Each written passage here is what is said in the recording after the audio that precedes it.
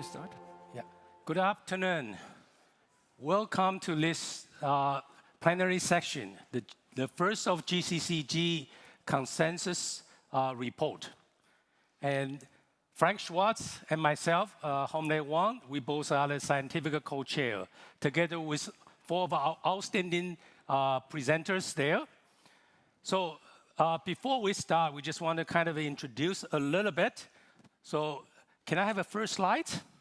Yeah. Frank, let me go ahead, and then I will have you take over to talk about. Warm welcome also from my side. So, dear colleagues and friends, likely Hom-Lay, the people have no feeling what GCCG stands for. Definitely, it's a term that is very difficult to pronounce, right? So this is the first that we have to admit. We have to admit, and we have to actually highlight what is the GCCG means to us. So what is the GCCG? It's actually a global clinical consensus guideline. And it's an innovative, evidence-based approach to the consensus building. We engage not only the expert in one area, but globally, international experts, and not only a dentist, but also patients and the cross-specialty experts. And we focus in the first GCC in the rehabilitation of edentulous maxilla. So people always ask us, what does a GCCG represent? It's basically an innovative, evidence-based approach to consensus building. Now, if I look at the first GCCG, that's what we're trying to figure out. How can we propose a guideline to help clinician, the patient, the stakeholder about how do we do as a dentist to build up the flow diagram for many of you to use in a Monday morning. So at this particular first GCG, we not only focus on, like I said, in Europe or US, but we combine with many different countries from Japan, Korea, from India and Brazil, and certainly with certain foundation support. We have the Osteology Foundation, we have ITI Foundation, we are ORF Foundation, Oral Reconstructive Foundation, and together with the two publishing partners by Wiley and Quintessence Publishing. So the first GCCG is trying to develop an international consensus-based guideline for the rehabilitation of edentulous maxilla. And we actually trying to integrate the PLOS and CLEAN, we call clinician report outcome measures, which I think Frank is going to go in and talk about what is patient report outcome measures and what is the clinician report outcome measures with a structured treatment workflow.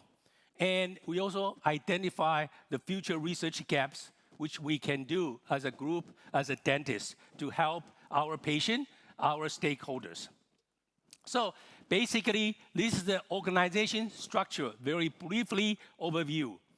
And we have a steering committee from Crystal Darlene, Rona Yoon, York Nurchbauer, and Charlotte Sitwell, and together scientific leaders, Frank and myself, and we have the scientific task force. We also have our methodological consultant and consensus conference moderator, Ina Kopp. And out of all these things, we're going to leave that to continue to talk about our roles and responsibility. The idea actually generates from three individuals. With the vision from Ronnie Yoon and Frank Schwarz and myself, we kind of put the listings together, and with the help from our consultant, who are expert in the global the consensus guidelines development, which is Ina Kopp. And then we're looking into very unique methodology. We want you to starting to understand not only we do, but what a patient report outcome measures and what a clinician report outcome measures. So we go through many different kind of a comprehensive feedback survey, and the survey will be distribution to not only the clinician, but also patient, also public stakeholders. And so incorporate wide range of perspectives. So basically, this is the 8 systematic reviews and 5 tail-loaded surveys. And you're going to come and understand what's the outcome we generate through this first GCCG. And this is 4 of our presenters. We're going to let them to introduce them at the time when they shows up in the podium. So we have 4 working groups. So that's the question I think you needed to think about. How do we answer that question? The first group is talking about how many number of implants or timing of implant placement and loading we need for rehabilitation of edentulous maxilla. The working group 2 is going to target and focus on short versus standard / zygomatic implants. The working group 3 is going to work on, is there a need for sinus grafting? Is there a need for alveolar ridge augmentation when doing the rehabilitation of edentulous maxilla? Then the last group 4 is going to talk about implant-supported fixed and removable and conventional overdenture. And this is our group co-chairs. We have 4 group. We have 4 group co-chairs, including Dr. Gio Alcoforado, Nicolas Danos, German Gallucci, Jörg Neuchbauer, Christian Darlin, Joseph Fiolini, Charlotte Shitwell, and Ronnie Yun. And this is how happy we are. You're looking into all these 108 experts globally coming to Boston, and we have the first GCC meeting happening, and the expert actually coming from more than 27 countries. With that, Frank, let me have you to talk about what's the methodology on this first GCCG. Okay, thank you, Hom-Lay. So that was, in fact, a new way how we envisioned that a future guideline should be set up. And Hom-Lay, you have mentioned quickly pros, proms, clean rows, clean ROM. So that makes us all a little bit confused, right? So who is aware of what is a pro, a prom, a clean row, objective, subjective, clean ROMs? I don't see so many people. Maybe raise your hand if you are fully aware of this terminology. Oh yes, Fritz, of course. Of course, Fritz, that's clear. I would say it is, at the end, a disbalance, and you could see it likely in everyday clinical practice. That you have a treatment objective, a goal, and the patient has a completely different perspective. And it's highly unlikely that both objectives are matched. So you have a disbalance between the expectation of a patient and, of course, your expectation. And Franz, we have one a patient-reported outcome that is very important, and we liked it very much, but it was not included, and this is exactly the decision regret score. Yeah, so this is something that can be applied in daily life, yeah, a decision that you simply regret. This is the level what the patient looks at things. So was it a good decision to get implants for my prosthesis or not? And you are very much into pink aesthetic scores, into very tiny little detailed outcomes that are far away from the expectation of a patient. So with this example, I would like to show you one of the main outcomes of this consensus. And this was the establishment of a core outcome set. But just for the edentulous maxilla, that means we will establish more outcome sets for individual indications. And in this core outcome set, and this makes this guideline so applicable to clinical practice, is that we have structured the guideline in a way that we start with the entire clinical workflow. So we don't start right away with implant placement. Of course, we start with diagnostic tools. We start, of course, with treatment planning. So we have in total many different steps of the clinical workflow. And you will see that in each and every step, we have clearly defined core outcomes that are belonging to the patient and to the clinician. And it's up to you to choose the outcomes that match most, that you are speaking the same language. And this is what we call a decision-making that is, of course, based on the agreement of a patient. So in total, we have 49 consensus-based recommendations, and these are all mapped to these 34 pros and clean rows, so patient-reported and clinician-reported outcomes and assessments. So what we would like to present now with these 4 outstanding speakers is we would like to guide you through the different steps of the clinical workflow. So in the publication, in the consensus later on, and we have a total of 20 publications, and this is again a big thank you to the editor-in-chief of COIA, of Clinical Oral Implants Research, Lisa, because without you we couldn't be able to manage this. So a big thank you for all your efforts. So we will now go briefly into all these different steps, so patient selection, diagnostics, treatment planning, treatment procedure, complications, of course. You see, it's the smallest workflow because we don't have complications, as you can see. And the maintenance, and this should be the most relevant aspect because maintenance is key. So with this, I would like, first of all, again, thank you to all of you because you were so essential, fundamental for the success of this first GCCG, so more are supposed to come.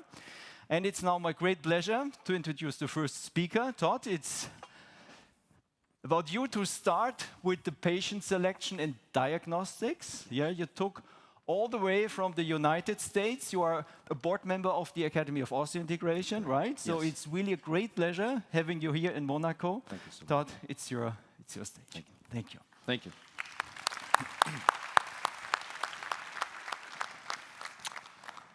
First, I'd like to thank Dr. Wang and Dr. Schwarz for the immense opportunity and workload and chance to work with such an amazing group of people on what was truly an amazing and deeply monumental undertaking. What we're reporting here today is only a small slice of the thousands of clinician hours and scientist hours that went into it.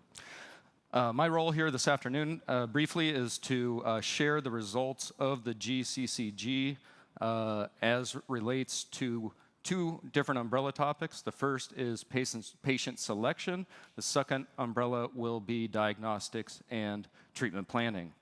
So what we had, as Dr. Schwarz mentioned, we had 4 working groups, all of whom considered various topics. Then we have synthesized those topics into the items that have reached consensus. And that is my and my colleagues' role here today, is to share with you those items that reached consensus from those working groups.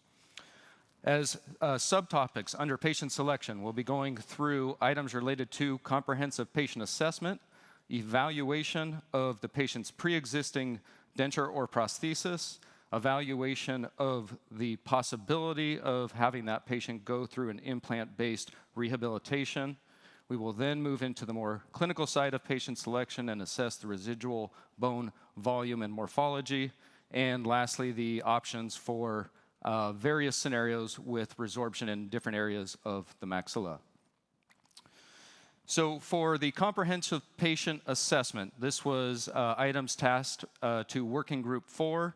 The recommendations come to you at a 95% strong consensus. And the 2 items related to this that they came to was that we as clinicians should conduct a structured assessment covering the anatomical, systemic, psychological, and perhaps something we don't talk about as much, financial considerations for the patient at hand.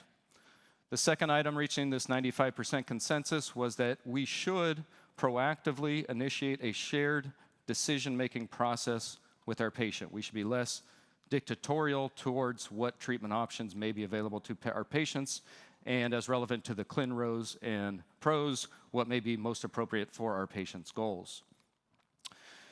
Backing up, I know we're here to talk about implants, but we need to kind of back up to the beginning. First and foremost, we need to evaluate the patient's existing denture. And at an implant conference, we may not like to hear this, but if the patient's pre-existing denture is satisfactory to the patient in aesthetics, function, phonetics, hygiene, then perhaps this patient does not require implant treatment.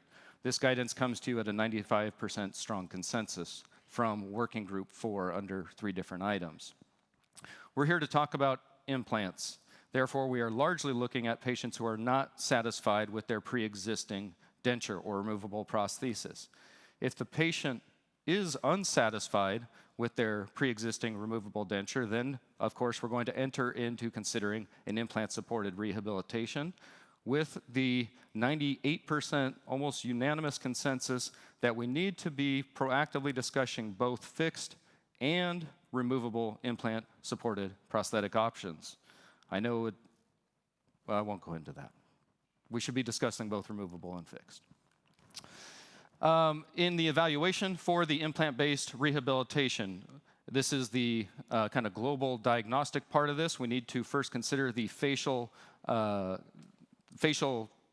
situation of the patient, including their symmetry, asymmetries, their smile line, notably, of course, how far the lip translates under maximum smile, the vertical restorative space, sometimes referred to as OVD. Next, some of our patients come moving from a full arch removable prosthesis. You will know that some of your patients have had problems with full palatal coverage, and that is something that we need to discuss with the patient about whether or not that has proven problematic to them and that they need to have the palate opened up and what direction that may move us into treatment-wise. Inner arch relationships, largely skeletal, class 1, 2, or 3 that we'd be discussing, but also any asymmetries largely of the mandible. The morphology of the ridge, as we'll see from our colleagues as we move into the more clinical aspects of that will become critical, of course. And as was mentioned previously, we need to certainly discuss the financial expectations and perhaps limitations of the patient at hand. As we assess the residual bony dimensions, our 4 working groups looked at 3 compromise scenarios, and we're going to go through each one of these scenarios and the recommendations that came out of that. So the first scenario that we're going to look at is the situation where the anterior bone of the maxilla is sufficient and the posterior ridge bilaterally is severely resorbed. And we're going to look at 2 various scenarios of this. The recommendations coming to you at a much more modest consensus of 76% was that 3 options should be considered for this particular scenario. Again, sufficient anterior bone, severely resorbed posterior.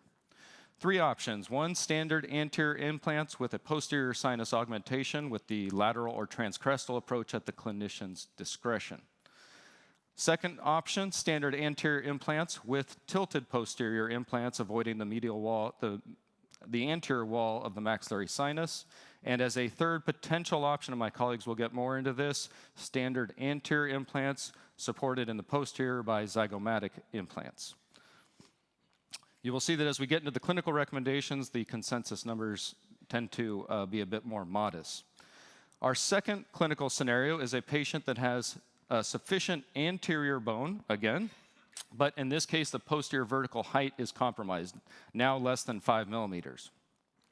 Reaching a consensus of 90%, our working groups came up with 2 options meeting their criteria and that we should consider for treating this scenario, and that is standard anterior implants in addition to a posterior maxillary sinus augmentation, again, lateral or transcrestal approach at the clinician's discretion.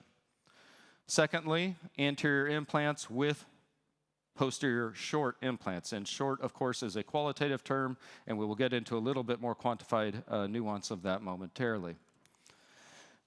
The third scenario is the posterior bone of the maxilla is now sufficient, but the anterior portion of the maxilla is perhaps prohibitively thin, depending on what that may mean for the individual clinician. We did not quantify that.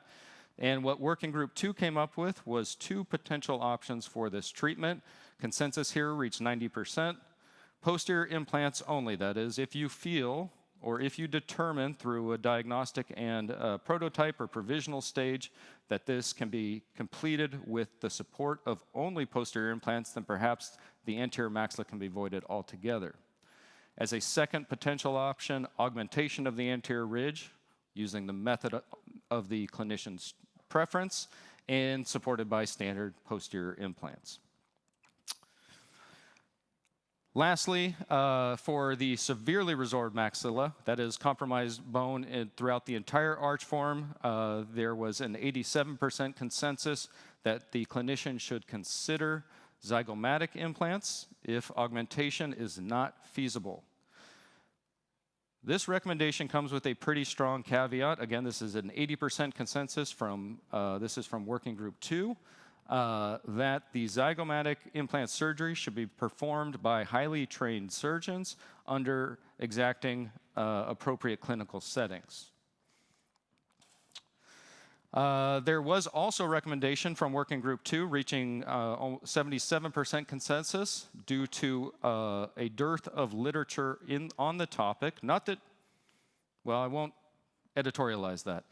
The recommendation was that for severely resorbed maxilla, caution should be exercised in using implants 6 millimeters or shorter for the rehabilitation of the full arch edentulous patient.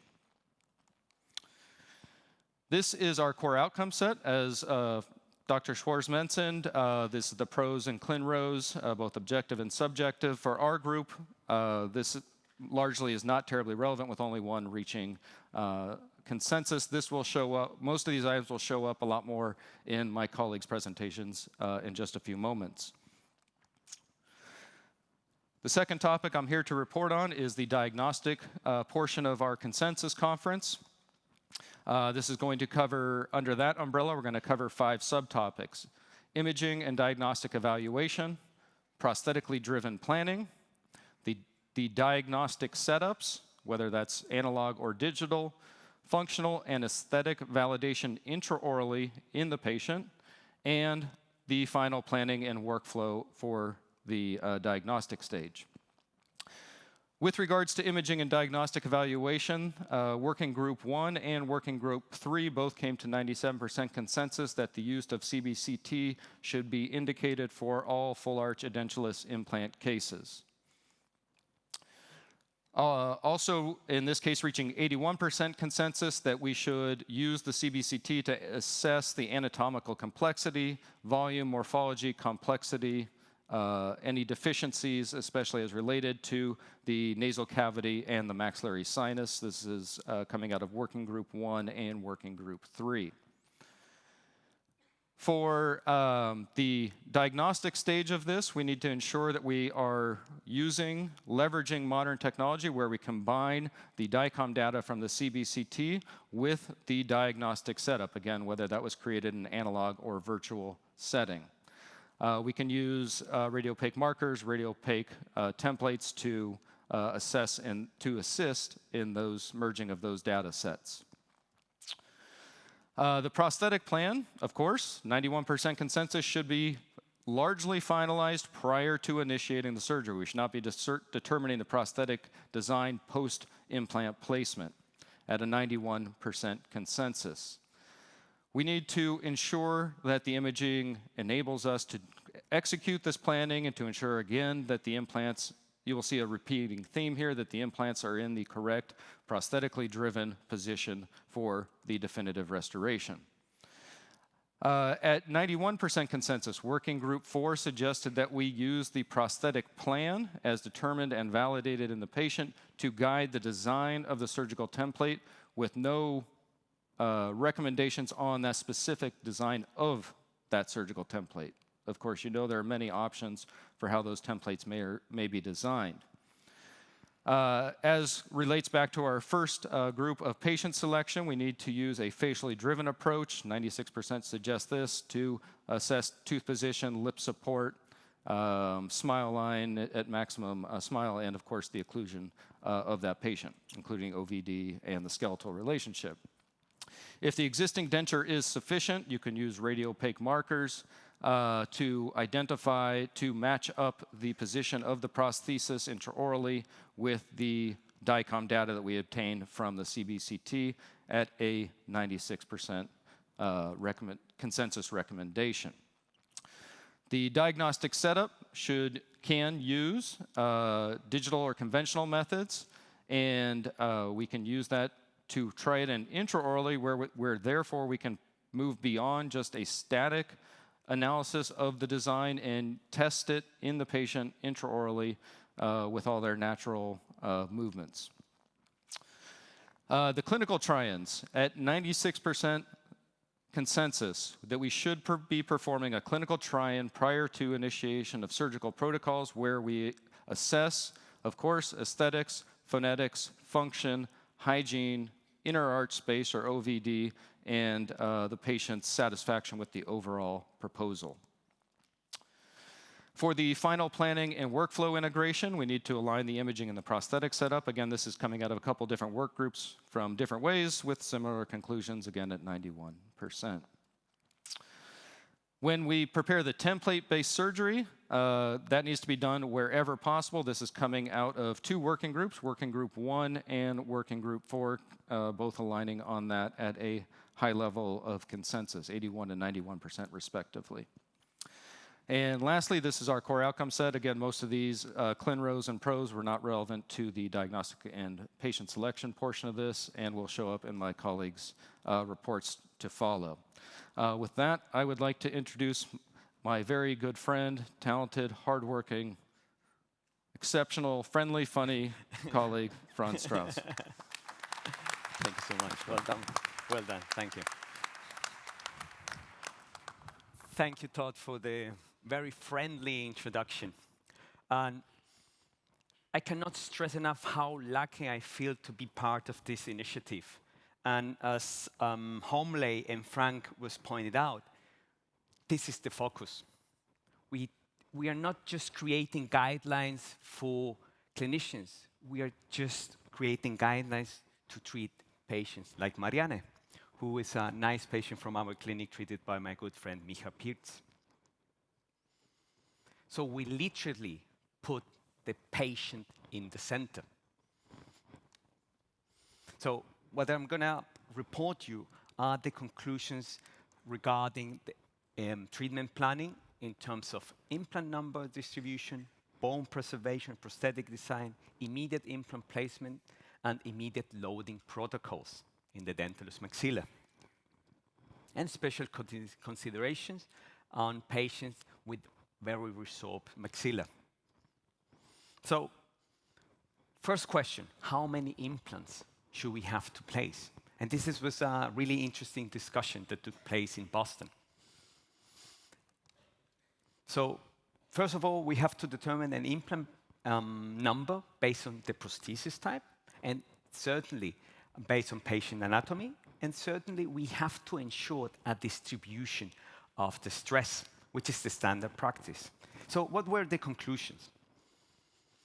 For fixed prosthesis, consistent with the literature, we need at least 4 implants. But the group also felt that to prevent complications, you might consider a 5th or a 6th implant. And interestingly, this is consistent with the literature. When it comes to overdentures, once again, there was a consensus that we need at least 4 implants, to a minimum of 4 implants. But to prevent complication, you can increase eventually, put and place additional implants. But as you can see here, with Maria, with 4 implants, with 5 years follow-up, she's doing quite well, and we haven't encountered any biological complications. When it comes to bone preservation and prosthetic design, we have to minimize the morbidity of the patient. So the group felt that we always have to achieve or try to achieve an SP1 or a shallow FP2 prosthesis, like the one that you see on the picture. But what is interesting to know, and this is one of the beauties of this initiative, is that there is no evidence. And one of the advantages of this GCC is that we check the literature, because you might feel that sometimes research, there is a mismatch between research and what clinicians do on a daily routine. And I'm pretty sure that most of you are bombarded with social media, especially with FP1 and FP2. But when you look at the literature, there is no evidence. So one of the conclusions is this is the recommendation based on clinical expertise, and that's why we gather experts worldwide. But this call research on this topic because we have no evidence, and this is just based on recommendation. As Todd pointed out, there are several parameters that you have to evaluate when you start treatment planning. And of course, we have to preserve the reach profile and the facial aesthetics, which is the standard practice. And I assume that every one of you is trying to achieve that. When it comes to immediate implant placement consideration, there was a consensus that whenever it's possible, you can apply immediate loading, with the reasoning to reduce the overall treatment time. So even though we don't have evidence to support that statement, this is the conclusion that the group concluded. But on the other hand, this pushes us as academicians to do research because we don't have evidence to support those conclusions.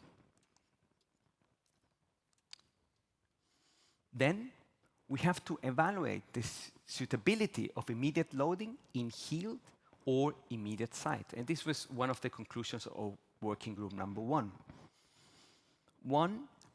If we do immediate implants, we have to consider a one-piece fixed screw-retained cross-arch traditional prosthesis. And we have to split it at least with 4 implants. And of course, this implant should have enough primary stability. And one of the conclusions or consensus that we reach is that we have to avoid removable interim prosthesis during the healing period to improve or enhance patient satisfaction. Once again, regarding the immediate loading protocol, we had a consensus of about 86%, and whenever it's possible, patients in need of maxillary complete implant-supported prosthesis to improve patient satisfaction and function, we suggest immediate implant placement and loading, and as mentioned before, a one-piece screw-retained provisional fixed prosthesis. Only if the conditions or the clinical conditions are favorable.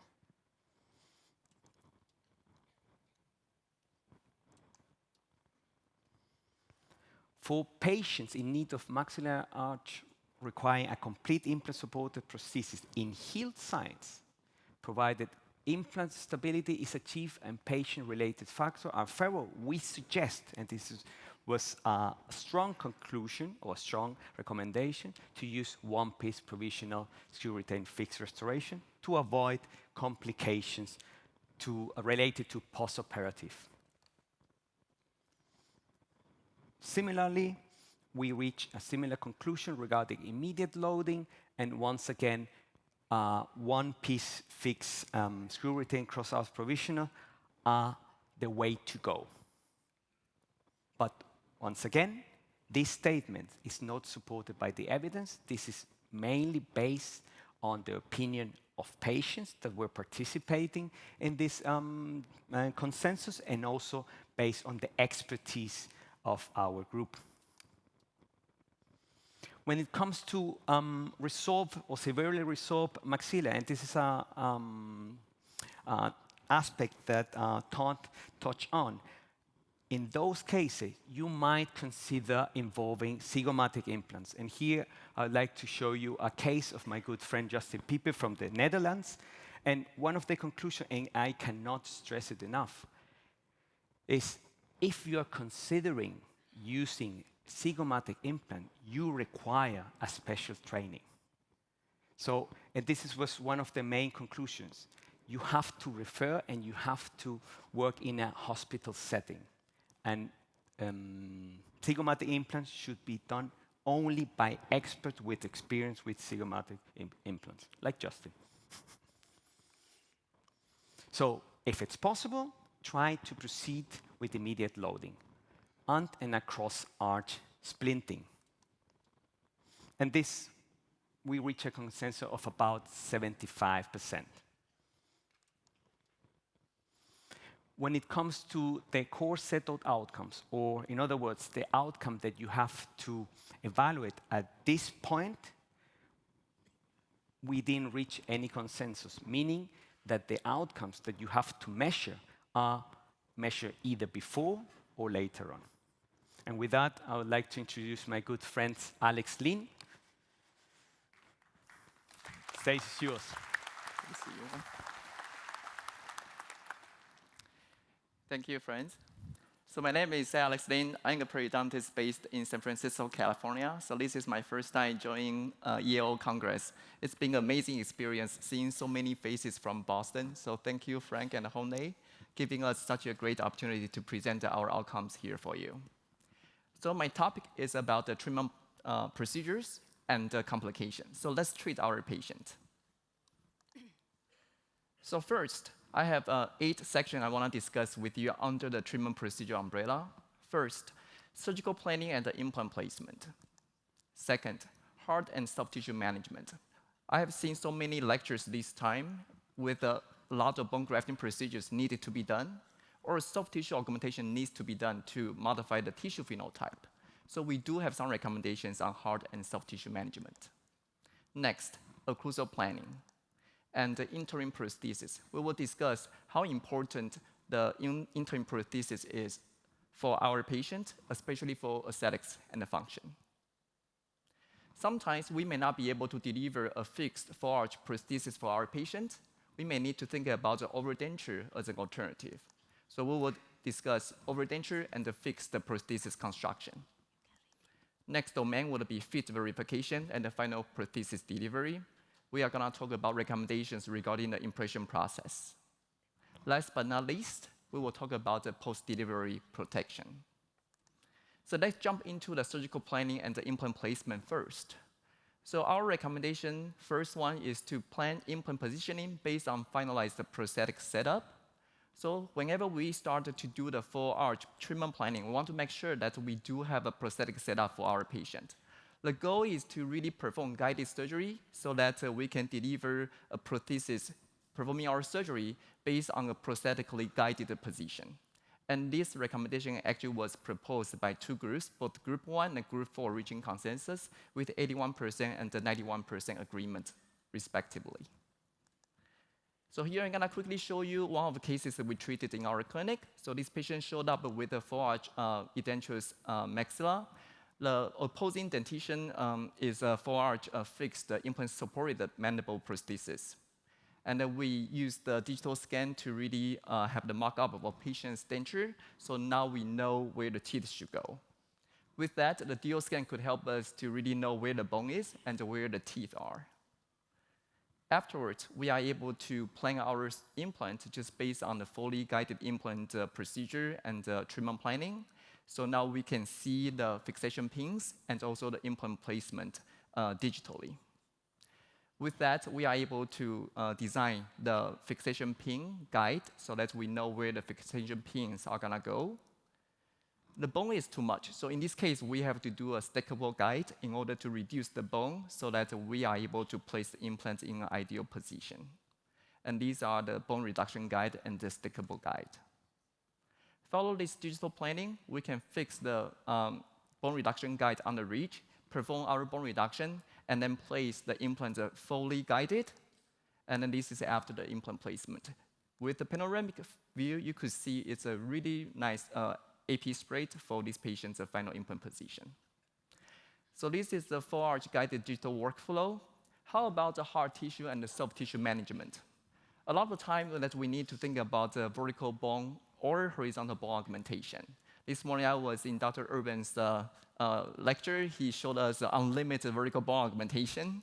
However, we want to think about, is there something we need to be careful? One recommendation from the group was using rigid fixation pins for particulate graft and the membranes whenever needed, especially for the vertical bone augmentation.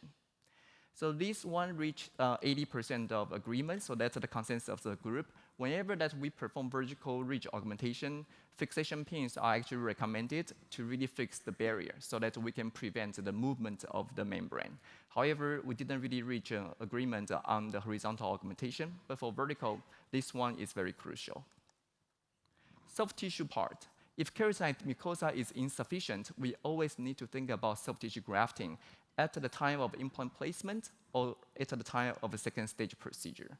This is one of the examples. I know that we've been doing different procedures in order to modify the soft tissue phenotype, increasing the soft tissue thickness or gaining the keratinoid mucosa. This will help us to really maintain patients' implant and prosthesis better to maintain and get the long-term success. Occlusion planning. We need to evaluate patients' jaw relationship, opposing dentition, implant distribution, and the final prosthesis type. We reach an agreement that we have to choose appropriate occlusal scheme, ideally mucally protected occlusion, to reduce occlusal overload and prevent prosthetic complications. So this one actually reached a very strong consensus. All the participants agree on this statement. So it's 100% agreement. Interim prosthesis is also very important.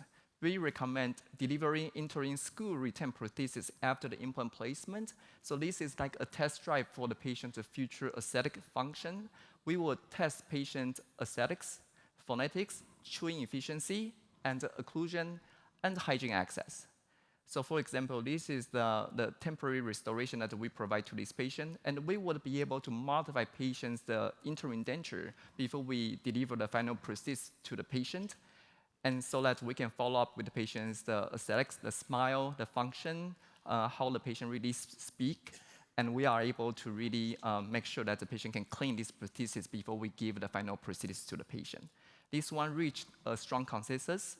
95% of participants agreed upon this statement. How about overdenture? I know that a lot of time we are not able to really give the patient a fixed prosthesis, so we need to think about an alternative. Overdenture, implant-supported overdenture could be a good alternative since patient could potentially get a better cleanability for this type of the denture. We recommend to reinforce with metal framework whenever overdenture is used.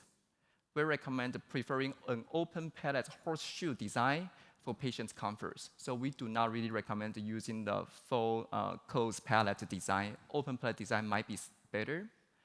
If we are going to use a different attachment, we recommend selecting attachments based on space and the distribution.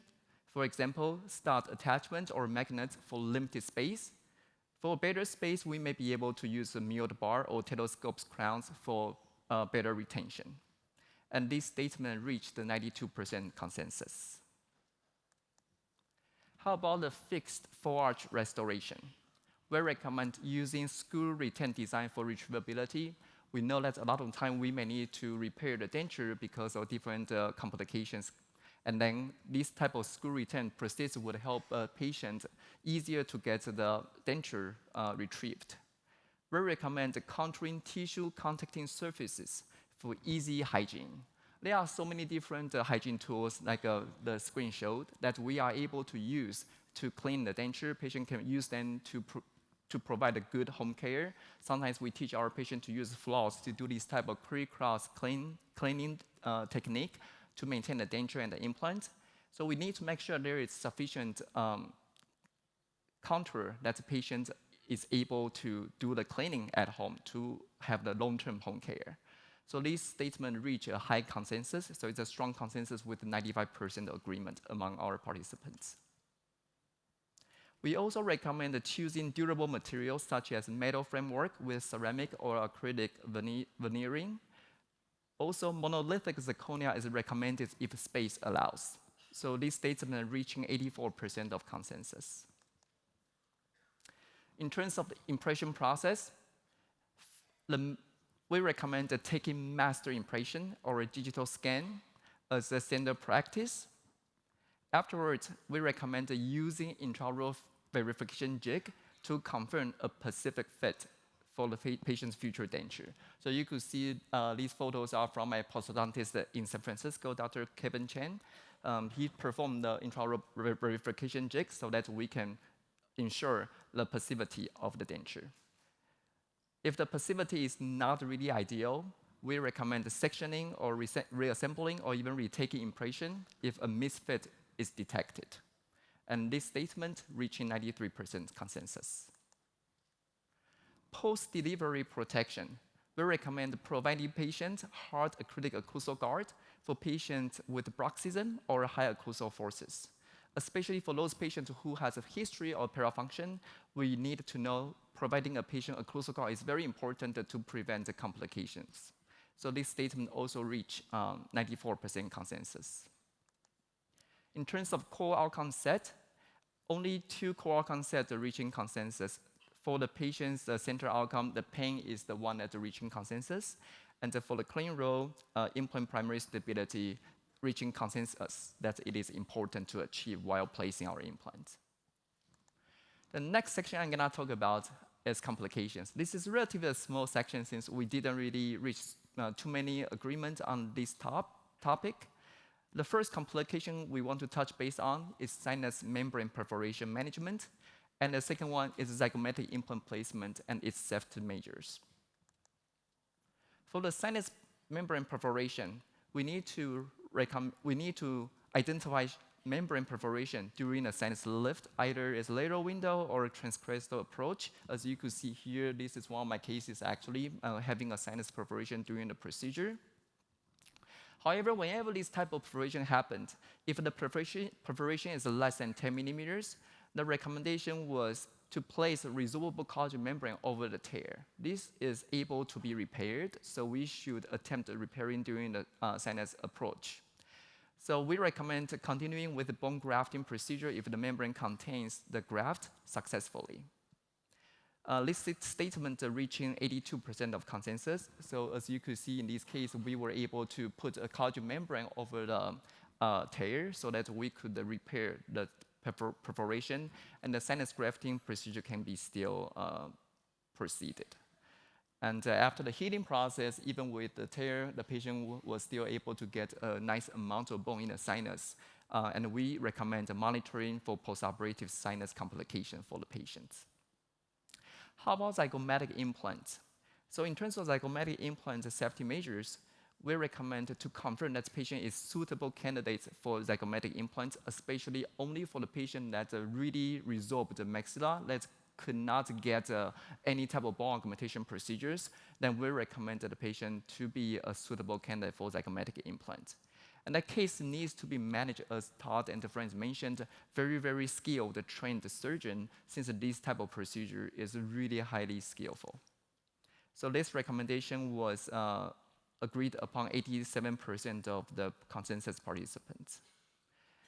Literature has told us that there could be many different types of zygomatic implant complications. We need to make sure that we discuss with our patient the risk of these type of procedures, especially sinus or orbital involvement. So before patient really accept this type of procedure, the patient understands the different type of the complications that it could encounter. In terms of our core outcome set, we have several core outcomes actually reaching consensus. 1 in pro, which is complication during treatment and maintenance, 7 in the clean rolls, and another 1 in subjective clean roll. And this sums up my presentation here. And I'm happy to introduce my colleague, Dr. Giulia Brunello, and she is going to talk about maintenance.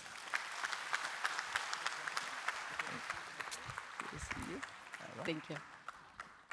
Good afternoon, everyone. Thank you very much. Thank you very much, Hom-Lay and Frank, for the great opportunity that you gave us to be part of the GCCG, but also to be part of this section today and to have the opportunity to speak about maintenance. This is the last, but hopefully not the least in terms of importance, because most of the times I can tell you what we think about maintenance. So maintenance sometimes is just for us, the end of the treatment, and maybe we will see the patient in the following days. Which are the aspects that we are going to address in this part of the presentations? We are speaking about the baseline records after prosthesis delivery. We are speaking about supportive peri-implant care, patient oral hygiene instruction, because we have to inform our patient, and we will see how we should inform our patient. And at the end, we will speak about overdenture maintenance. So this is a case. This is a case of a patient that came to our department quite recently, and I'm thinking most of the times we think about maintenance about these cases. Is this maintenance or just complication occurring during the maintenance phase? Was the maintenance adequate in this case? So let's see here. We have huge bone resorption at the implant on the right side. It was a telescopic overdenture on the upper maxilla. And on the left side, we can see more or less a similar scenario. So the question is, do we want just to face complications after treatment, or do we want to start the maintenance from the first day when we select the patients? And that's why I'm starting thinking about another case after this tremendous complications case. This was a patient coming to University of Padua when I was a postgraduate student in oral surgery. And you can see there's quite a huge amount of bone in the upper jaw. And the patient was wearing a upper denture. Was not completely satisfied by this treatment, and that's why you have seen from my colleague previously, if the patient was satisfied, we could have left the patient without any further treatment. But in this case, the patient was eligible for maybe improving the conditions. In the lower jaw, the situation is not ideal. This doesn't look like the patient that is able to face every kind of more complex treatment. So the overdenture in this case was considered the best option for this case. And the implants were inserted, and with a delayed loading, the prosthesis was delivered after more than 3 months after the insertion. And this is a bar, and the overdenture was fixed on this bar. We can see here the face of the person, the smile of the person, and this patient was actually at the end very satisfied, both from the aesthetic point of view, but also from the capability to eat properly and to be back to his function. But what should we think about to do at the beginning when we start our treatment? We should start recording some parameters at the beginning. So the baseline records after prosthesis delivery should include various parameters. First of all, probing depth around each implant. This is something that it's, I think, routinely performed by periodontists, but not every day in our practice. So this is something that we could start thinking to introduce routinely. We should record bleeding on probing and plaque scores. This is something that usually when you do the charting is part of these procedures. And this goes back to the recommendations from the group 4. The group 4 was producing numerous recommendations related to maintenance, and we will go through a few of them during this presentation. So why baseline parameters? Because when we will have the maintenance phase, we will be able to compare our data with the data at the beginning of the treatment. And of course, we should also take some radiographs to establish marginal bone levels at the time of the prosthesis or directly after. And this was the situation of the implants after the delivery of the prosthesis in this patient. And we will see afterwards what happened during the years. I will just present to you not the whole follow-up time, but the 5-year follow-up time. So keep in mind these radiographs, and let's see what's happened next. What about supportive peri-implant care? This was another topic that was part of the consensus.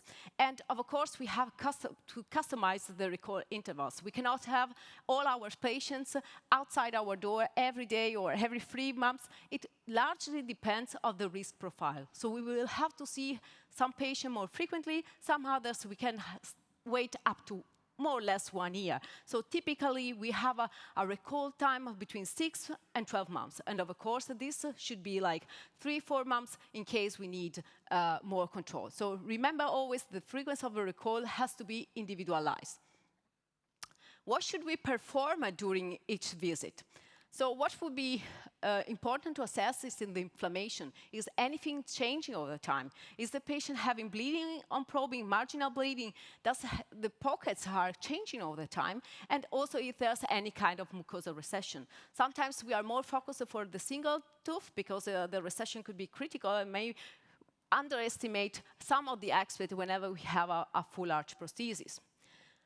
we have to clean the implants and the prosthesis to remove plaque and calculus, and this is a standard practice. And instead, we confirm and we reach actually consensus in the group 4 in the recommendation number 13, also about taking radiograph whenever clinically indicated, and to evaluate the integrity of the prosthesis, of occlusion, and the attachment stability. This is something that sometimes we forget because the hygienist is checking the patient or like the prosthodontist, so everyone has to check different aspects, not just one aspect. We have to think about the patient, and the patient is our aim, to treat the patient, not just a single aspect.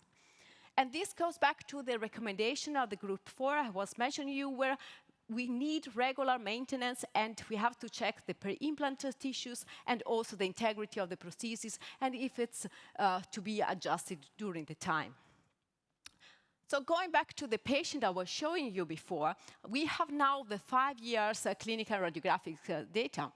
Of course, this patient was not a champion in cleaning, and we recorded presence of plaque with a modified plaque index around 1 and 2 for all the implants in the upper maxilla.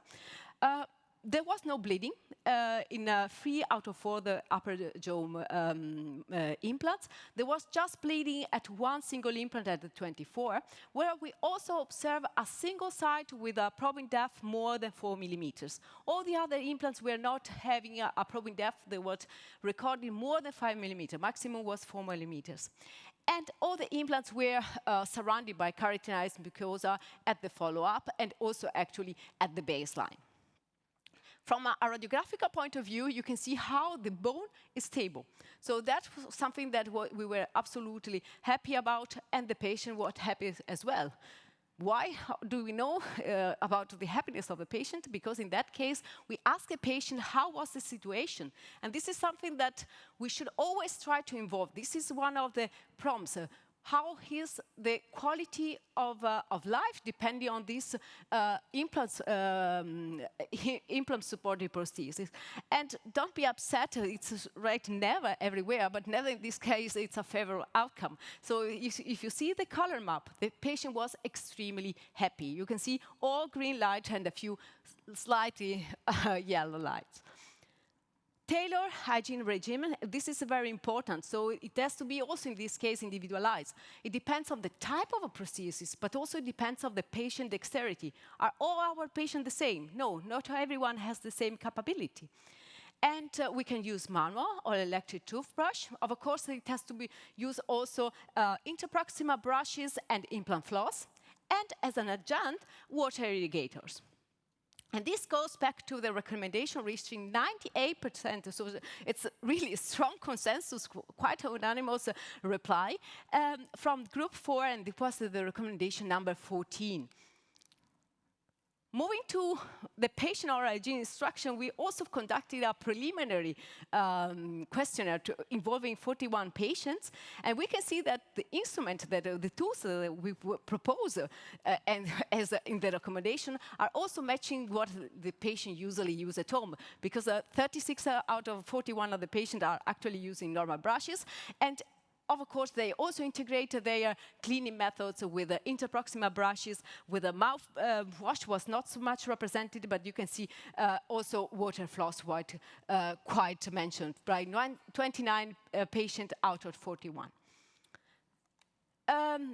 It's important to review the technique. Sometimes the patient is forgetting how to do it. And the best way to check if the patient has really a correct hygiene is not just checking if there's plaque or not. We should periodically ask our patient to show and demonstrate how they are cleaning their teeth. And this was like in this recommendation that was reaching a very high consensus. So sometimes we have to lose a little bit of time in the practice and ask our patient to show exactly how they are performing their hygiene at home.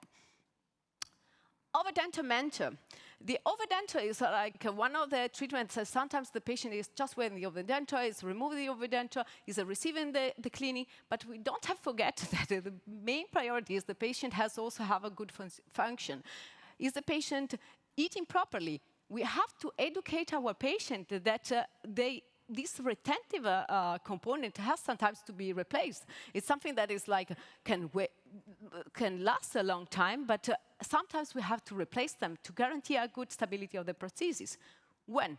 When should we could plan to replace them once in a while, or we can also just check during normal maintenance if they are still in good conditions. And of course, we have to monitor for loss of retentions and signs of instabilities. And this was reaching a consensus of an 89%, this recommendation, belonging to the group 1 of our consensus conference. And regarding the core outcome set, our colleagues were not reaching so many outcomes with the 75% at least of selection. And instead, it seems like a jackpot. Not for the pros in this case, just one pros was considered, 2 pros were considered really important in this phase to be recorded. So the ease of cleaning, that's why I was insisting so much in this part of the presentation.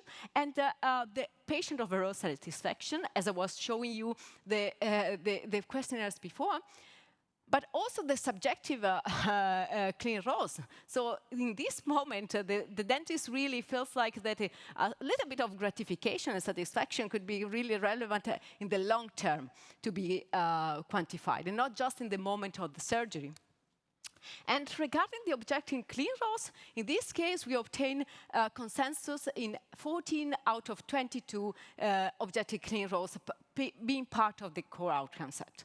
And with this, we have ended up our workflow, and I give the talk back to Professor Wang. Thanks, Giulia. Thank you, thank you. Frank.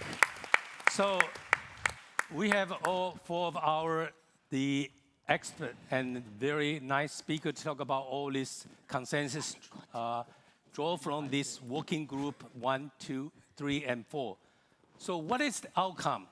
But before I say that, don't forget post the questions so we can address some of your questions, and hopefully the group can answer the majority of your questions.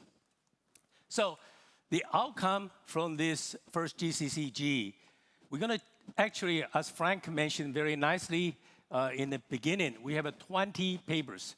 So it's always important for you to go back and read these papers because we summarize every single detail, finding evidence and literature behind it. We also post the question about future research to overcome the gap we noted during this consensus. So we have the first one is the umbrella paper. We summarize every single detail.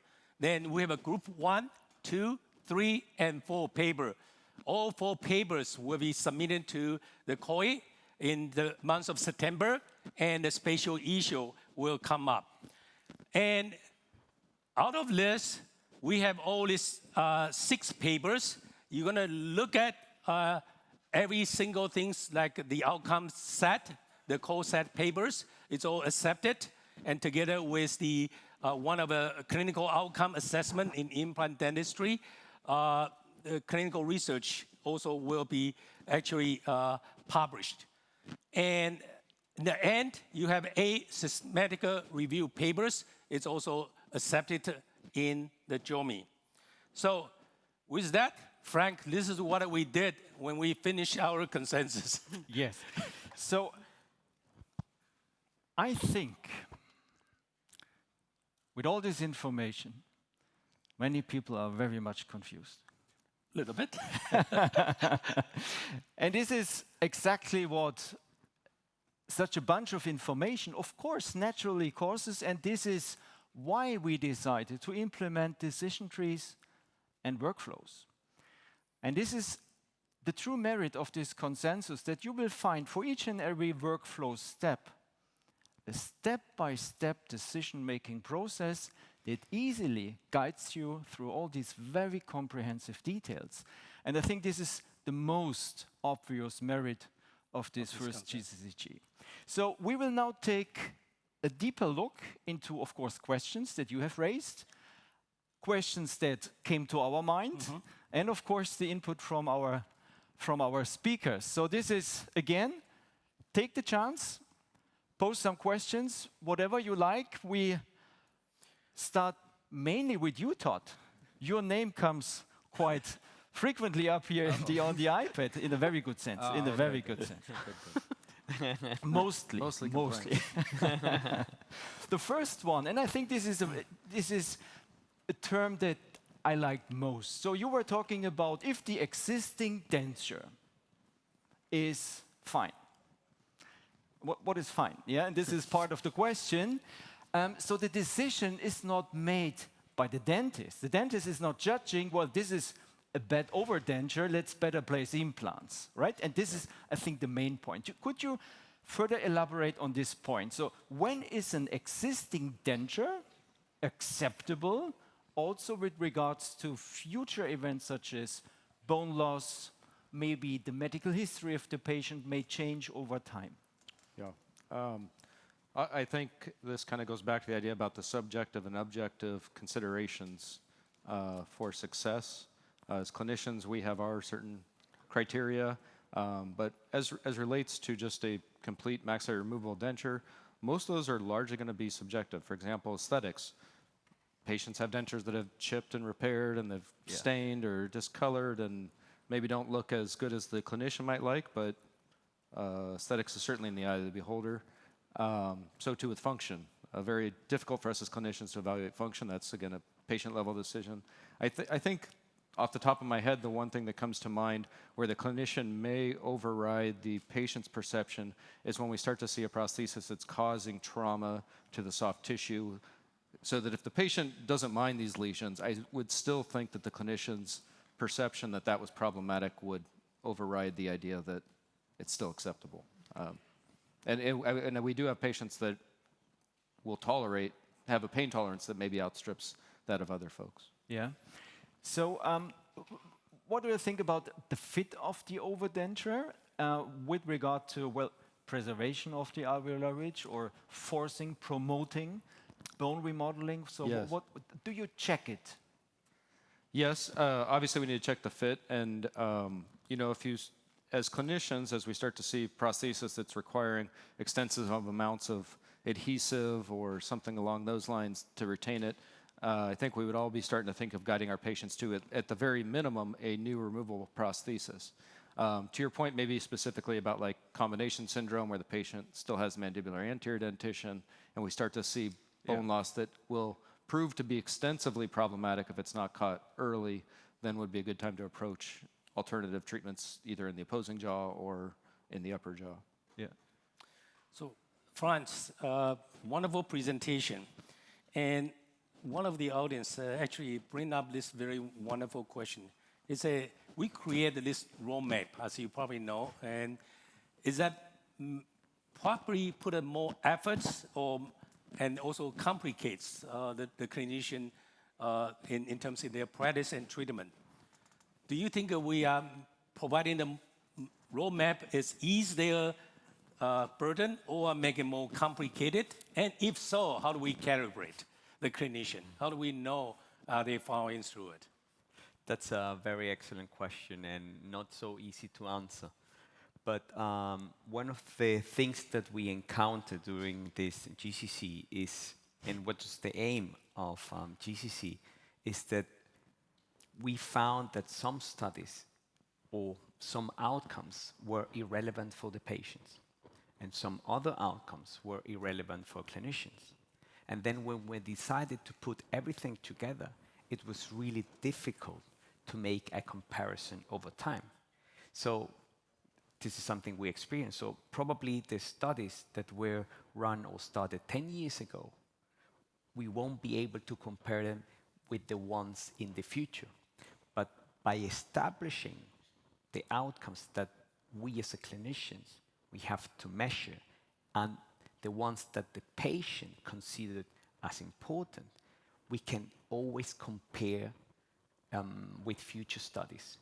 Somehow we have to set the benchmark, and I'm fully aware that this might confuse some clinicians in the future, and this is our first approach, but then we have to find the balance of which parameters we have to evaluate in a daily basis. And actually, this is one of the definitions of set core outcomes. There are other outcomes that you might personally consider, or as a clinician you consider more important. but at least by providing a minimum of outcomes that the patient and clinician find important, at least we will be able to evaluate our studies in the future and the evolution. But if we don't set a benchmark that we cannot compare with, it's really difficult. Thank you very much for the nice answers. Hom-Lay, maybe we can further elaborate on this. So these patient-reported outcomes. So this is something that sounds very academic. Still, it is part of the literature, so without the pro, you shouldn't even think about running a clinical trial in these days. But how often do you have a patient coming to the clinic with a clear vision, what he expects, what he wants you to do, and what the outcome should be like in a prom-like style? So how often do you see such a patient? I think at the end, quite frequently. I think with all the social media, and this is something you can come. Good point. I mean, the patients come, and this is something we see at the clinic. They come with their cell phone. They show the picture. I want to be like this, or I want an implant treatment within 24 hours. So I think we have to balance between what the expectation of the patient, but I think slowly, and this is something that could be controversial in social media and patient-reported outcomes, but on the other hand, I appreciate how patients are more aware of their rights and what they can expect. Yeah. But to find that balance is not going to be easy. Yeah. Do you think that the patient getting this information from social media has a realistic expectation? Well, what do you think? Depends on the AI software that you're using.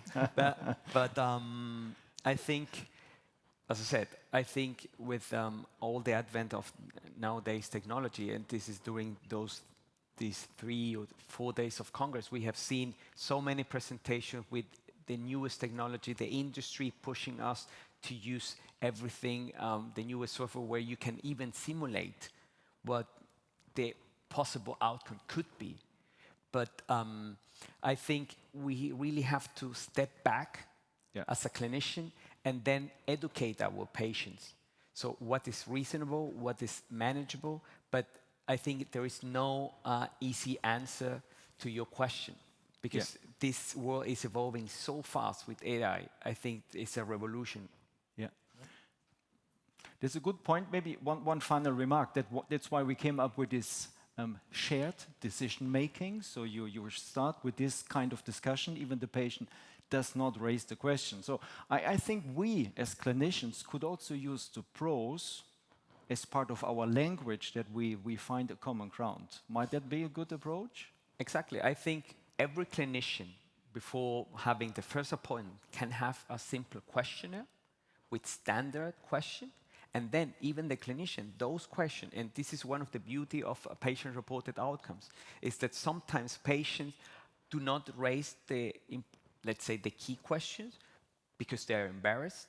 But by having a questionnaire, you give the possibility to detect important outcomes from patient's perspective, but maybe not necessarily from that patient that is sitting in front of you, but from other patients that came up with that important outcome that as a clinician we were not aware of.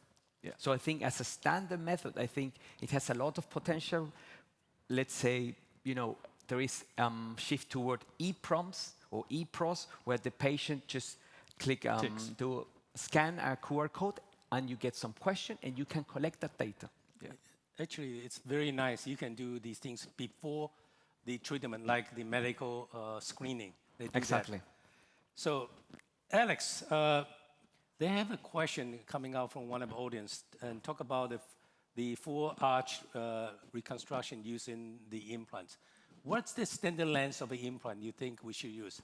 Do we need to have a company to make like a 15, 18 millimeter long length of the implant? I think that's a really good, important question, but I think we do not really still have a perfect answer yet, because there are so many different variables potentially would influence the number of implants we need, the length of the implants we need, and also the diameters of the implants we need. I think during the consensus report process, we also touch base on these topics. However, a lot of the situations, clinical conditions, really based upon the patient's clinical scenario. The opposing dentition, how strong the patient's occlusal force is, and these could all be variables to our decision-making process. A lot of time, we also need to think about what kind of final prosthesis we decided to deliver to our patients. There was some conversation regarding overdenture, how many implants we need, how long the implants that we need, and there could be some suggestions, but I don't think that we really reach any consensus because there are just so many other variables that we should think about. Short dental implants. Some of you also touch base on short dental implants, 6 millimeters or below. Clinically, a lot of evidence has shown that short dental implants actually integrate pretty well compared to regular length of dental implants. However, in the full arch scenario, it's still under investigation what kind of the short implants, how wide the short implants need to be, what kind of surface treatment the short implants need to be in order to really get a better integration process. So I think that's still a question yet to be answered, and more research probably needed to be done in order to get there. Okay. And in the meantime, Todd, this is really one question. What should be the length? One colleague suggested 15 to 18 millimeter. As the standard minimum length? Yes, for full for arch? the edentulous maxilla. I'd like him to build my house. Yeah, I mean, the evidence doesn't bear that out, that we need anything quite that long. Most of our patients' anatomy, of course, would be prohibitive. But as Alex mentioned, more research is needed. However, it may be that research is needed, although we've known it for a long time, because it might be very problematic to try and actually get to. I mean, you could imagine that randomizing people into... Of course, of course. But would you be happy, satisfied with 6 implants with 8 to 10 millimeter length? So this is without the definition of a short implant. That should be fine. My personal preference, generally, yes. One of the things, of course, we need to take into account is what is the opposing dentition now, and what is it planned to be in the future. If it's, of course, if we're opposing a complete removable denture or 2-implant overdenture, then we could probably tolerate a lot shorter. So, Giulia, this is very interesting since you mentioned about maintenance. And so how frequently we should take a radiographic after you deliver the prosthesis? So actually what came up during the consensus was we should always do at the baseline, and just in case of complications or in case something is changing, when the clinical aspect is modifying, we can take radiographs over time. So this is not something that we should do constantly. In this case, it was a study patient, so I had plenty of images I could show, but this is limited to research. Whenever we have to go back to the practice, we should have a baseline, because it will be our reference point forever, and whenever there's something that the clinical indication is coming, then we should do a radiograph. So if the patient has no increase in probing depth, is having no bleeding, no kind of prosthetic complications, this kind of situations, in the ideal situations, we should not take radiograph. So you don't have a set interval in terms of every 3 years or every 5 years? This is what from the consensus was coming up from one of the recommendations, when clinically indicated. Okay. And this, at the same question line, how often you remove these fixed supported prosthesis and clean? This is the question I was very focused on, and that was not clearly indicated. Please, Franz, correct me. It was like, I was very interested in this because the opinion from also the literature was not really clear. There's a lack of information. Some prosthodontics and periodontists are having different opinion, and for some reasons, the prosthetic component has to be removed frequently from some kind of specialist, and less frequently for others. So it's one of the experts I think has to be further investigated, because the problem also what happens to the mechanical components. It's just remove the mechanical, a bar, for instance, could be favorable for having a better cleaning, but what could happen if we are like screwing and unscrewing the same screw 10 times without changing it. So this is something that has to be further explored. Okay. Hom-Lay, maybe we can make another point. Why did we choose the edentulous maxilla for the first GCCG? I think this is also a valid question. So why did it come? Because it was the closest that we could think about, or what was the reason? No, I think it's what we're trying to do is trying to figure out how can we present the information in a more constructive manner and help the public. And we're trying to figure out the less controversy. Original is trying to make it easy in the process. And that's why we selected the edentulous maxilla. Yeah. And somehow, when we get into it, we're starting to learn more and more. Exactly. And likely, or surely, it is one of the most demanding clinical scenarios that you can really encounter. I think this is the bottom line. I think this is a really complex scenario where we have thousands of different question marks, and as we have seen, many of them are clearly unresolved. So there is lacking evidence behind. So that's why to provide all of us with a certain guide, and the guideline is to give you a frame. So these are the boundaries, and when you are in between, you are a little bit in the safety zone. So that is what we envision. So it's a complex scenario, right? So how often, Todd, how often do you see the edentulous maxilla in your patients? You know, common? personally for me, for the practice that I was in, we were mostly a retreatment type center for partially edentulous patients. course. So I'm not sure how it evolves that way, but we were not largely a full arch fixed treatment center. Yeah, Franz. Depends on the country. In Switzerland, not so often. In Chile, where I come from, very often. Based on recent studies, we have found that about 20% of elderly between 60 and 70 are edentulous. So we encounter that it's a very frequent situation. So the public system allowed us just to place overdentions in the lower jaw, and now we are trying to discuss with the government whether we can provide it with the upper overdenture on 4 implants based on this, because we think that's the minimum that we could provide our patients at the moment in Chile.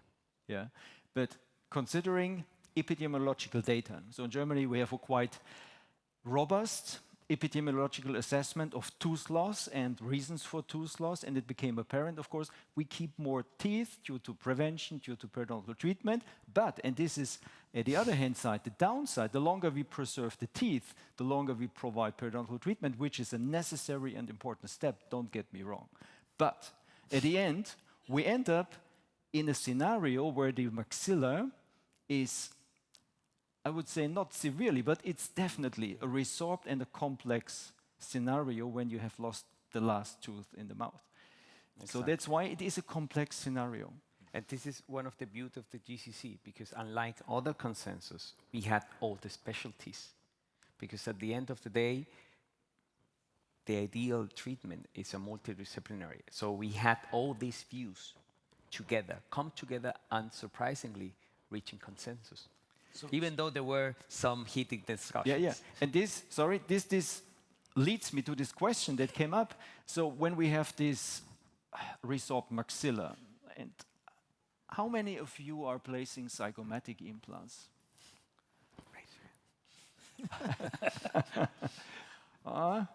Two and a half? Couple. Yeah. Couple, yeah, of course. It's hard to see, but obviously the minority, yeah? And likely you refer to patients. And how many of you think about choosing zygomatic implants? More.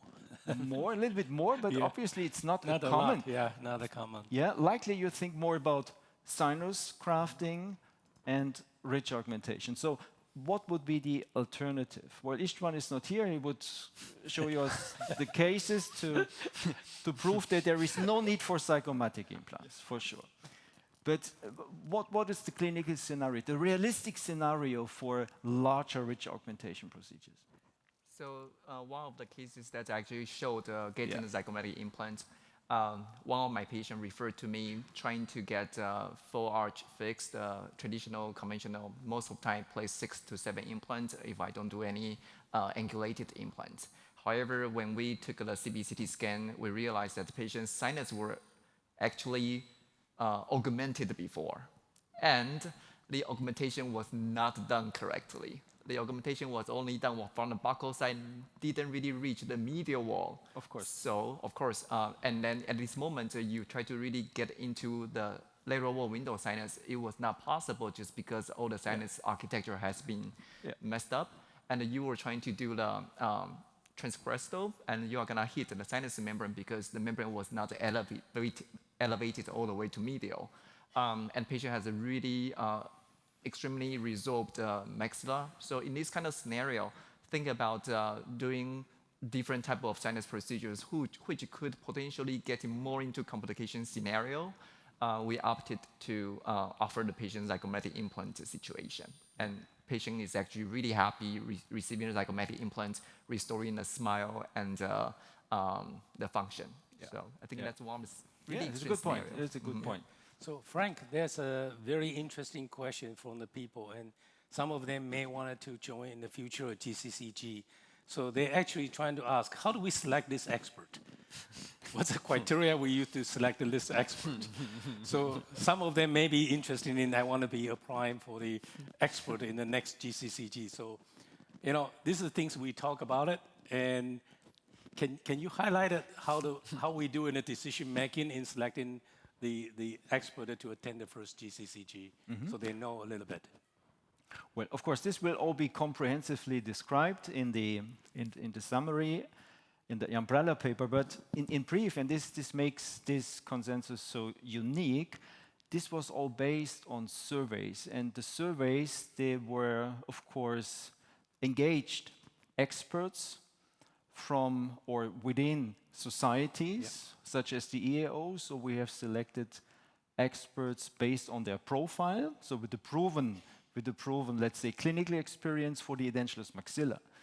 And they provided the input in the surveys for the on-site discussions. And all these experts, scientifically and clinically proven experts. Yeah. So the expert is not only in the European or US, but it's globally. We're actually looking into, and then we asking the society in the region to identify who on a known person can actually participate and contribute to it. Yeah. So that's how the expert was selected. I think that probably addressed one of the questions they ask. Maybe we have time for one final question. Yeah? Yeah. 3 minutes. We have a good one, a controversial one. I'm going to ask a simple question. The best thing is a consensus. A consensus means the discussion. When we all have consensus, 95%, it's the most boring discussion because all is consensus. So I'm going to ask this question. Do you probe or not probe dental implants? No, I'm in favor. Of course, she does. That's quite easy. No, I'm in favor. So. But I think this is a very controversy. Every one of you think, It's based on patient selection and based on the needs of the patient. If a patient is having especially in the dentarux maxilla, I was seeing a lot of patients with a little bit older patient with a upper denture that were completely satisfied. We should not push for other treatment. That's something that we have to keep in our mind. Maybe it's not in favor of our pockets, but it could be in favor of the patient. And whenever there's a situation in which there's the patient, for instance, many patients are having problems with the palate. So this could also be one of the reasons why the patients are asking for other kind of treatments that are different from a denture. So if the function, despite the aesthetic, I think many patients can reach good aesthetics also with a denture correctly done. Sometimes it's the stability of the prosthesis, but especially also the palate that could be a problem for many patients, like also for tasting the food, or many are complaints about. See, I was trying to mention to the audience the most controversy. Probing is one of them. You know, if you look at a fully maxillary denture, the constructions or rehabilitations, how can you put a probe there? Do we need to put a probe there? How often should we do it? It actually has a long debate. So, Alex, you want to highlight, since you are part of that group? You have to. I want to tell an interesting story. During the consensus meeting, being trained in the United States and practicing in the United States, probing is a must. In United States, if you don't probe your dental implants, it sounds like a crime. You know, you are a criminal. Like you don't probe, monitor your implants. However, throughout the 3 days of consensus, I was sitting next to Dr. Daniel Boozer, who is one of the most prominent world leaders. And he, out of 3 days, he was brainwashing me, not probing my dental implant. So that's now you stopped. I'm still doing it. I'm still doing it. But it was a very phenomenal discussion that he was telling me that you are doing everything wrong. That is a crime that you are doing to your patients. So it's very interesting to see the discrepancies among different regions, different countries, and different beliefs. Even nowadays, we still have no consensus yet if we should probe our dental implants or not, and how accurate it is actually. I see you are still unsure whether you should probe now or not. So I think this is should be the end of the discussion. So I would like to thank all of you. Thank you. Yeah, for staying here. So enjoy the rest of the day. Join the evening, the white party, and thanks a lot for the outstanding presentation. Thanks very much for all of you, and thanks very much.